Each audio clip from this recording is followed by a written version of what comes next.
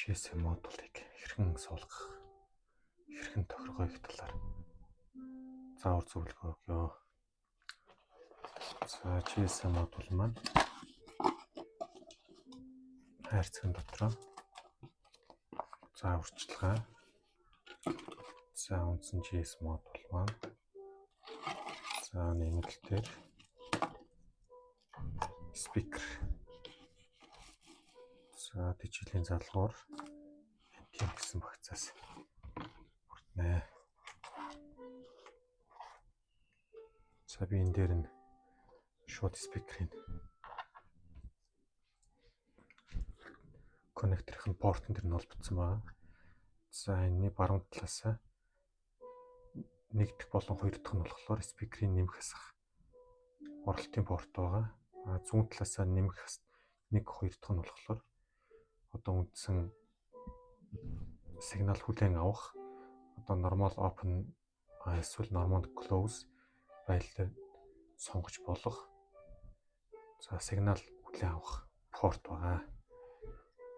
За энэ доотлолт байгаа коннектор бол энэ үндсэн GSM модулын маань DC нэмэх 12 вольтын дижиталийн порт байгаа. За нэг төр салгачаа. За хамгийн дөрөнд тагийг онгойлгоно. За ингээд тагийг онгойлгочхоор за дотор нь ингээд өөр дээр нь GSM модулын маань батарей нэрдэг байгаа. За энэ батарейгаа GSM модультайгаа холбочихно.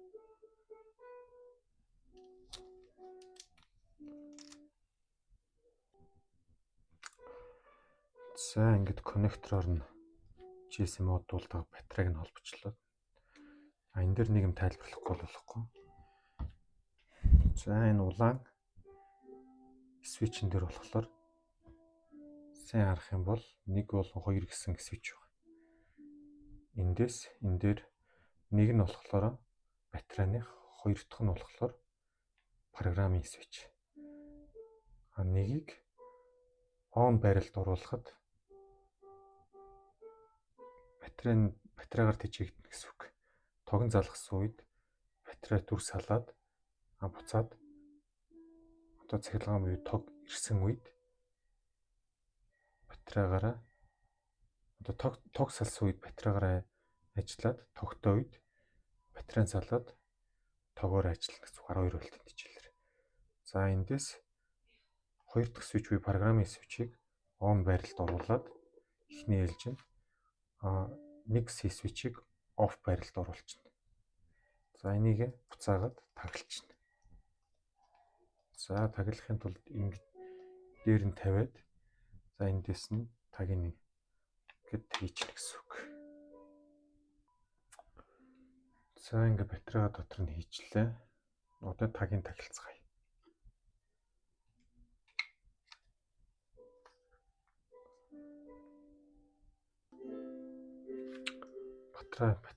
Тагийг тахилчлаа. За одоо ингээд холбоход бэлэн боллоо гэсэн үг.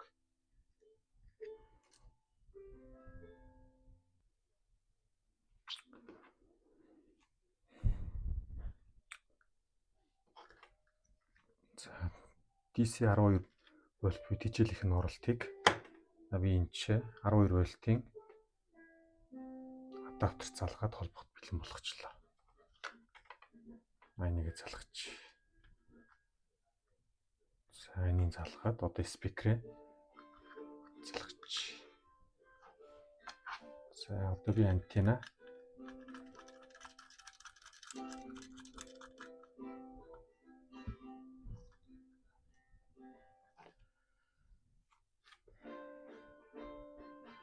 за одоо GS төхөөрөмж маань одоо ажиллахад ер нь бэлэн боллоо гэж ойлгож байна.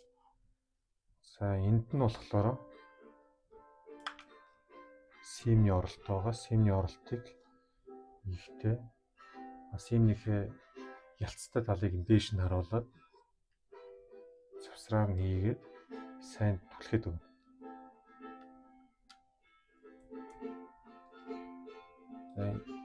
Ийм тохиолдолд одоо Симон бүрэн орсон гэд ажиллахад бэлэн болж байна. Зөв эс байна гэсэн үг. За одоо энэ дээр GSM болон MCU гэсэн хоёр гэрэл анивчдаг байна.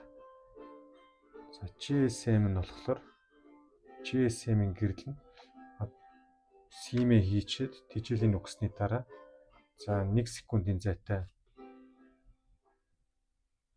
хурдан анивчаад эхэлдэг.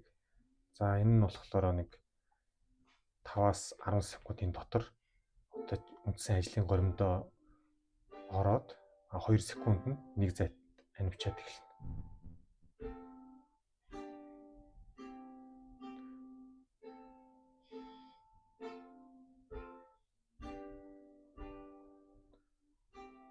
За анивчлалтын та бүхэн сайн хараарай.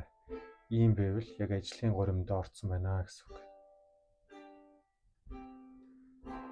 За програмын горимд оруулаад одоо GSM-ийг тохиргоо хийхийн тулд энэ switch-ний хоёрыг on байрлалд за батарейг нь 1-р switch буюу батарейг off байрлалд оруулж байгаад тохиргоо хийнэ.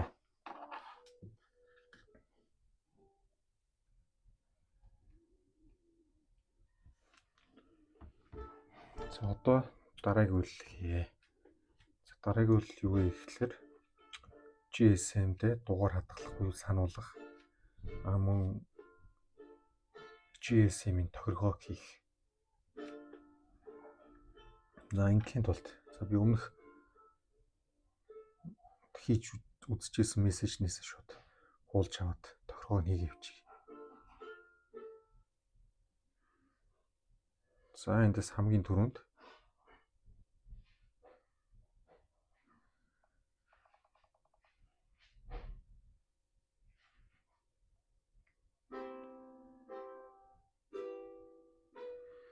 add chat 976 гэдэг араас нь дуудлага мессеж хүлээн авах дугаараа хийн.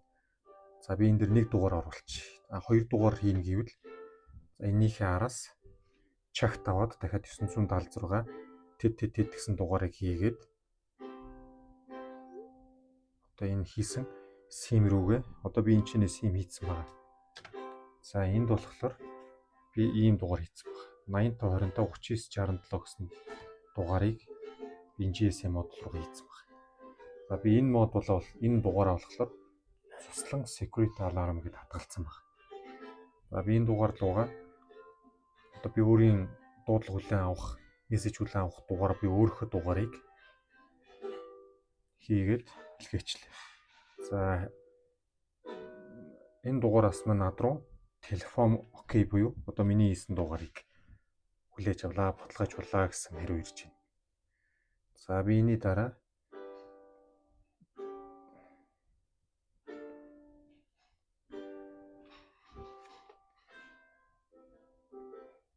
за ийм тэмдэгттэй дугаарыг үндсэн өөрийнхөө дугаарыг хийгээд илгээчихнэ.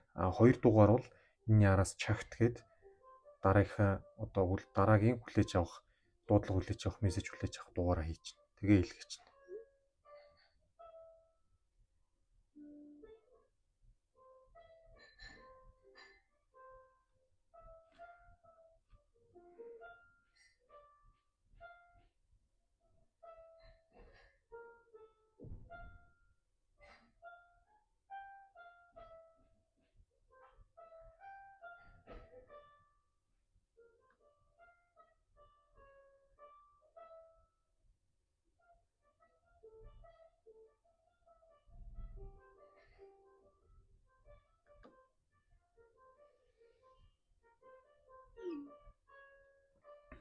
За мессеж ирчлээ. Диалог окей. За энэ нь болохоор одоо миний илгээсэн дугаарт мессеж хүлээн авах тохиргоог баталгаажууллаа гэсэн үг. За дараагийн команд бол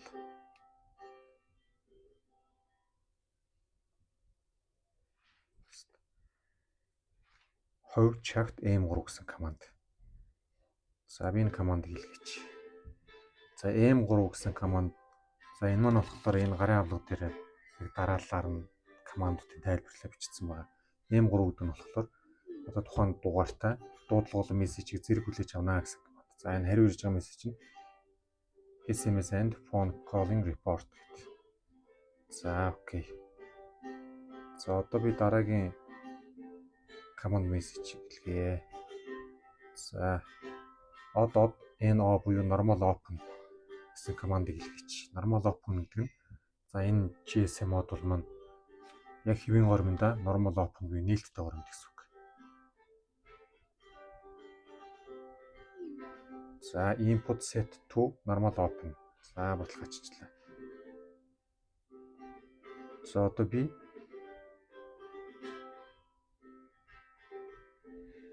GSM модуль тавих гэж байгаа газрынхаа нэрийг өгч. За одоо би энэ дээр жишээлбэл Zuslан Fire гэдэг өгч. Zuslан Fire гэдэг өгчих юм бол Zuslан Fire-аас одоо ямар нэгэн төгшүүрийн тохиол ирэхэд Zuslан Fire инглээ тэглээ гэсэн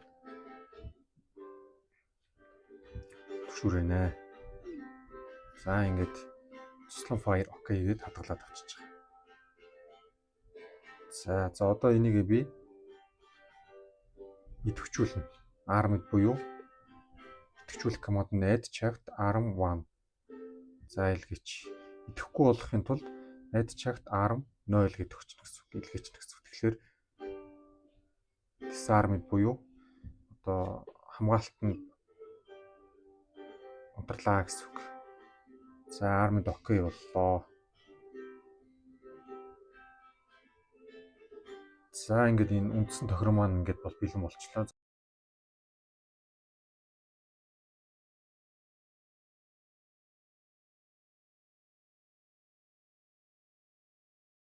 Одоо үнийг шалгаад үзчих. За тэгэхийн тулд би зүүн талын 1-р 2-р порт чинь одоо тохиргоо хийхдээ normal open буюу NO-гоор тохиргоо хийсэн гэсэн үг. За сигнал хүлээж авахын тулд NO close буюу битүү хэлхээ үүсгэх хэрэгтэй. За тэгээ би шалгачих.